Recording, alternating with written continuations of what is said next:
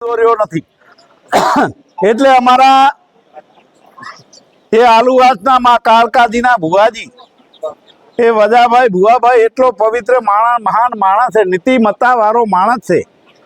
એ કોઈનો પૈસો લેતા નથી, પણ જ્યારે આવા માણસના એમના ઘરેથી એમના ધર્મપત્નીને રૈયાબેન વજાભાઈને ટિકિટ આપી છે એટલે આ લોકો જેમ ભાવે એમ બકવાસ કરે છે।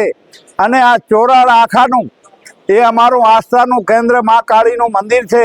એ વજા ભુવા એવા એક પવિત્ર માણસ છે, એનું એ અપમાન કર્યું છે। ખરેખર એ આ ચોરાડની જનતા ક્યારે સહન નહીં કરી લે। આજે પણ આ ફંગાએ માતાને ત્યાં અમે માથું ટેકીને નમાવીને ફાંગલી ગામના દરેક સમાજના લોકોએ કીધું અમે પણ કે એનો જવાબ ઈટથી એ પથ્થરનો જવાબ ઈટથી આપવાના છીએ અને કમળને પેટીઓ ભરી દેવાના છીએ। એ જ વિનંતી। બોલો ભારત।